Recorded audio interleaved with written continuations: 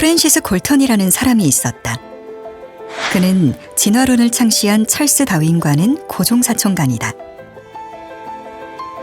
그는 다방면에 깊은 관심을 가졌는데 오늘날 통계학에서 가장 중요한 이론 중 하나인 회귀 분석의 개념을 창시한 사람이기도 하다. 또한 프랜시스 골턴은 우생학의 창시자이다. 우생학이 주장하는 핵심적인 내용은 유전적으로 우등한 종족과 열등한 종족이 따로 있으므로 우등한 종족은 늘리고 열등한 종족은 단종시켜야 한다는 것이었다. 히틀러의 광적인 학살과 일제의 7.3.1 부대에 의한 생체 실험의 이론적 근거도 바로 우생학이었다. 이처럼 우생학은 학살과 인종 청소의 이론적 근거를 제공한 끔찍한 학문이다. 그런데 골턴의 경험은 자신이 주창한 우생학과는 정반대의 것이었다. 한 지역의 군중들이 황소의 무게를 추측한 값을 평균하자 거의 정확하게 실제 무게와 일치하더라는 것이다. 그런데 그 정확도가 황소 전문가들이 개별적으로 추측한 값보다 더 정확했다. 그러니까 황소 전문가가 아닌 다수의 보통 사람들이 추측한 값을 평균한 황소의 무게가 전문가가 단독으로 추측한 무게보다 실제 황소의 무게에 가깝더라는 것이다. 이러한 골턴의 실험은 우생학이 아니라 집단지성의 우월성을 보여주는 것이었다. 그렇다면 집단지성의 힘을 우리는 어떻게 알 수 있을까? 미국의 생물학자이자 하버드대 교수였던 윌리엄 모튼 휠러 박사는 독립된 개체들이 하나의 유기체와 구분할 수 없을 정도로 긴밀하게 협력하는 현상을 발견했다. 휠러는 개미들에서 마치 개별 동물의 세포들처럼 이러한 협력 과정이 작동되고 있음을 발견했는데 이를 초유기체라 불렀다. 즉, 초유기체란 여러 개의 개별 유기체가 모여 하나의 유기체를 형성하는 것을 말한다. 이러한 현상은 꿀벌이나 개미처럼 여러 개체가 모여 하나의 큰 사회를 이루는 곤충들에서 나타난다. 이들 군락에서는 분업이 대단히 엄격하게 이루어지므로 개체들은 혼자서는 오래 살아남을 수가 없다. 19세기 영국의 사상가였던 허버트 스펜서는 사회 조직에 초점을 맞춰 초유기체적이라는 말을 만들어냈다.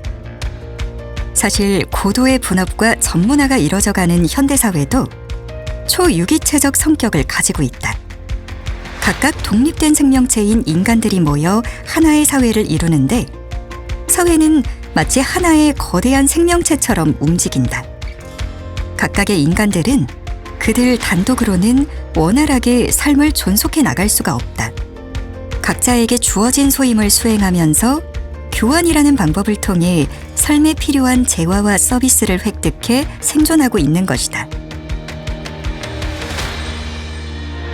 초유기체를 형성하고 살아가는 꿀벌이나 흰개미가 군락에서 분리돼 개체로 살아남기가 어렵듯이 인간 사회에서도 개인이 사회와 격리돼 단독으로 생존하기는 어렵다.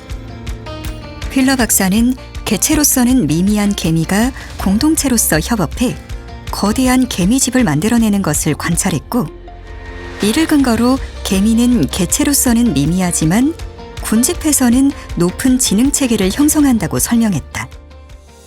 이와 같이 다수의 개체들이 서로 협력하거나 경쟁하는 과정을 통해 얻게 된 지적 능력을 집단지성이라 하는데 학자들의 연구에 의하면 이는 개체의 지적 능력을 넘어서는 힘을 발휘한다. 못난 갑바치셋이 제갈량을 이긴다는 속담이 집단지성의 위력을 잘 설명해준다. 아무리 탁월한 개별지성이라도 보통 사람들의 집단지성을 능가할 수 없다는 말이다. 무차별적 글로벌 경쟁이 벌어지고 있는 현대사회에서 보통 사람들, 그리고 보통 기업들이 살아남는 길은 집단지성을 발휘하는 것뿐이다. 먼저 조직을 구성하는 각 개인이 각자 나름대로의 정보와 견해를 가지고 있어야 한다. 비록 그것들이 이미 알려진 사실과는 다른 괴짜 같은 해석이라 할지라도 이러한 다양성은 매우 중요하다. 다양한 정보와 견해가 존재하기 위해서는 다양한 사람들이 모여야 한다. 비슷한 사람들끼리 모인 집단에서는 집단지성이 발현되기가 힘들다. 비슷한 지식을 융합해봐야 새로운 지식이 창출되기가 어렵기 때문이다. 따라서 다양성을 인정하지 않는 사회나 조직은 집단지성을 창조하지 못해 낙후되고 만다. 또 개체가 자유의지에 따라 독립적으로 사유하고 의견을 제시할 수 있어야 하고 중앙집권적이고 권위주의적인 조직관리가 되어서는 안 되며 구성원들의 개인적인 판단들을 집단 의사결정으로 통합할 수 있는 어떤 메커니즘이 존재해야 한다. 이런 기준에서 보면 사이버 공간과 네트워크 마케팅 조직이 집단지성을 발현할 수 있는 조건을 잘 갖추고 있다. 특히 네트워크 마케팅 조직은 천태만상의 사람들이 모이는 시스템이다.